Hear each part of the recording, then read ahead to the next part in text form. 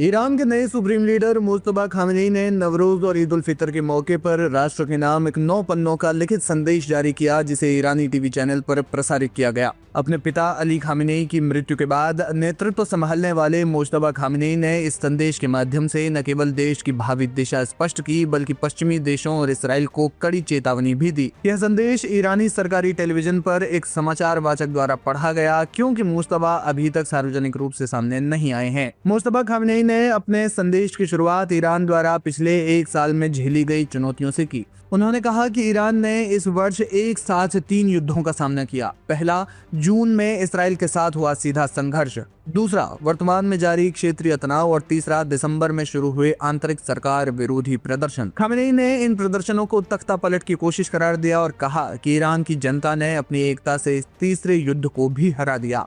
उन्होंने दावा किया कि अमेरिका और इसराइल की रणनीतियां विफल हो रही हैं और ईरान विजय की ओर अग्रसर है। अपने संदेश के एक भावुक हिस्से में मुस्तफा ने 28 फरवरी को अपने पिता अयातुल्लाह अली खामेनी के निधन को महान शहादत की त्रासदी बताया।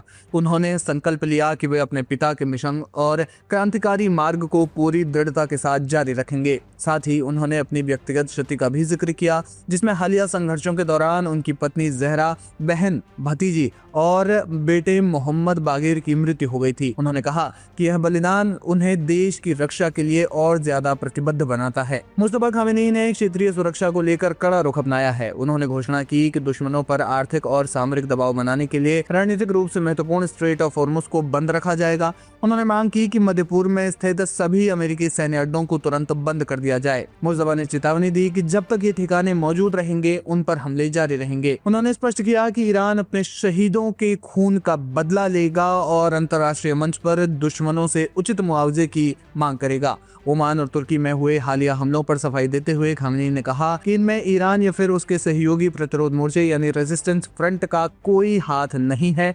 उन्होंने इसे इसराइल की एक गहरी साजिश बताया, जिसका उद्देश्य ईरान के अपने पड़ोसियों के साथ संबंधों को खराब करना है। नवरोज के पारंपरिक संबोधन में उन्होंने नए वर्ष का नारा दिया। राष्ट्रीय एकता और राष्ट्रीय सुरक्षा के साये में प्रतिरोध अर्थव्यवस्था, ये उनके नारे का नाम है। उन्होंने देश की अर्थव्यवस्था को मजबूत करने और आत्मनिर्भर बनने पर जोर दिया। इसके साथ ही उन्होंने ईरानी मीडिया को सख्त हिदायत दी कि वे देश की आंतरिक कमजोरियों या फिर कमियों को सार्वजनिक रूप से उजागर न करें, ताकि बाहरी दुश्मन देश की छवि खराब न कर सके। मुस्तफा खामेनी का यह विस्तृत संदेश दर्शाता है कि वे अपने पिता की नीतियों को और ज्यादा आक्रामकता के साथ आगे बढ़ाएंगे। उनका संदेश साफ करता है कि आने वाले समय में ईरान अपनी सैन्य उपस्थिति और क्षेत्रीय प्रभाव को कम करने के मूड में नहीं है। अब पूरी दुनिया की नजरें इस बात पर टिकी हैं कि मुस्तफा कब सार्वजनिक रूप से सामने आते हैं और उनके इस कड़े फैसलों पर वैश्विक राजनीति पर क्या असर पड़ता है।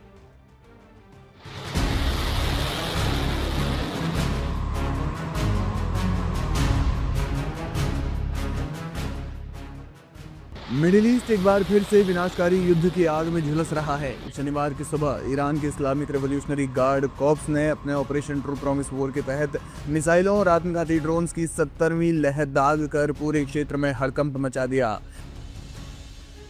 ईरानी सेना के दावों के अनुसार इस ताज़ा हमले में खाड़ी देशों और इसराइल में स्थित कुल 55 रणनीतिक स्थानों को निशाना बनाया गया, जिससे अमेरिका और उसके सहयोगियों के लिए एक अभूतपूर्व सुरक्षा संकट पैदा हो गया है। ईरान की 70वीं लहर में कियाम, इमाद और खैबर शिकन जैसी उन्नत बैलिस्टिक मिसाइलों का उपयोग किया गया। IRGC के आधिकारिक बयान के अनुसार मुख्य निशाना वे अमेरिकी सैन्य ठिकाने थे जहां से ईरान के खिलाफ हवाई हमले संचालित किए जा रहे थे। जिन प्रमुख लक्ष्यों को निशाना बनाया गया उनमें शामिल हैं सऊदी अरब, जिसका अल खर्ज स्थित प्रिंस सुल्तान एयरबेस को निशाना बनाया गया। UAE में स्थित अबू धाबी के अल धाफरा एयरबेस को निशाना बनाया गया। कुवैत के अली अल सलीम एयरबेस, इराक के कुर्दिस्तान क्षेत्र में स्थित इरबिल एयरबेस, बहरीन में जो अमेरिकी नौसेना का 5वां बेड़ा यानी 5th फ्लीट है उसका मुख्यालय। इसराइल के भीतर भी तेल अवीव, हाइफा और इलाद जैसे शहरों में सायरन की गूंज सुनाई दी। बताया जा रहा है कि ईरान ने इसराइल के नेवतिम एयरबेस को निशाना बनाने की कोशिश की है। ईरान की इस आक्रामक रणनीति ने सुपर पावर अमेरिका को भारी रक्षात्मक मुद्रा में डाल दिया है। युद्ध की शुरुआत से लेकर अब तक अमेरिका के 17 सैन्य ठिकानों पर ईरान ने प्रहार किया है। जानकार मानते हैं कि ईरान असीमित युद्ध का सहारा ले रहा है, जहां वो हजारों सस्ते ड्रोन्स और मिसाइलों के जरिए अमेरिका के महंगे पैट्रियट और आयरन डोम जैसे डिफेंस सिस्टम को थका रहा है।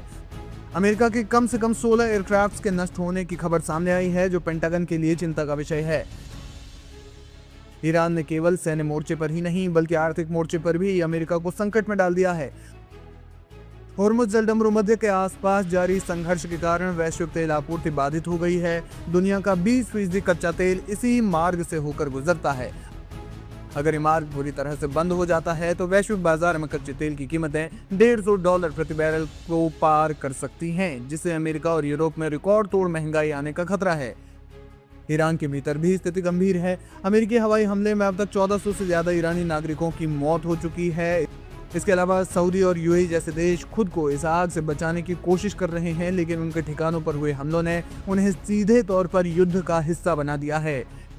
इस सतर्कता लहर स्पष्ट संकेत है कि ईरान पीछे हटने को तैयार नहीं है। अंतर्राष्ट्रीय समुदाय, जिसमें संयुक्त राष्ट्र और यूरोपीय संघ भी शामिल है, युद्ध विराम की अपील कर रहे हैं, लेकिन जमीनी हालात एक बड़े क्षेत्रीय युद्ध की ओर इशारा कर रहे हैं। अमेरिका के लिए चुनौती यह है कि वो बिना और अधिक नुकसान सहे इस संकट से कैसे बाहर निकले। फिलहाल जो भी कुछ होगा वो अपडेट लाइव हिंदुस्तान आप तक पहुंचाता रहेगा।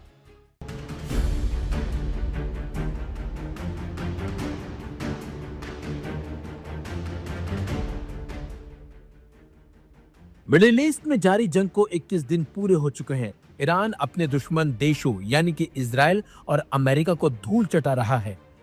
इस बीच अमेरिकी राष्ट्रपति डोनाल्ड ट्रंप की तरफ से युद्ध के शुरुआती दिनों से ही दावा किया जा रहा है कि युद्ध को जीता जा चुका है, बस कुछ समय की बात है। ट्रंप के इन दावों पर ईरान की तरफ से तंज कसा गया है। अमेरिकियों को वियतनाम युद्ध की याद दिलाते हुए ईरानी विदेश मंत्री ने कहा कि लोगों को अभी भी वह युद्ध याद है, जब वहां हजारों लोग मारे जा रहे थे और नतीजा लगभग साफ हो चुका था। फिर भी व्हाइट हाउस जनता को जीत का झूठा दिलासा देता था। आज भी वही हालात हो रहे हैं।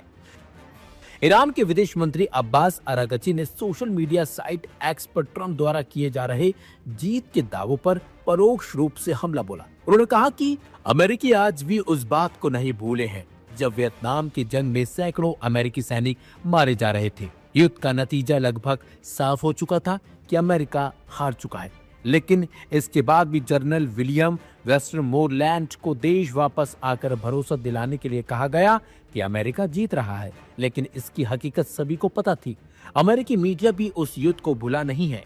तभी मोर्चे से आने वाले ब्रीफिंग्स को 5 o'clock फॉलिस के नाम से बदनाम किया गया था। अरागची ने वियतनाम युद्ध की स्थिति को वर्तमान ईरान युद्ध से जोड़ते हुए कहा कि आज इस संघर्ष में भी अमेरिका का हाल वही है।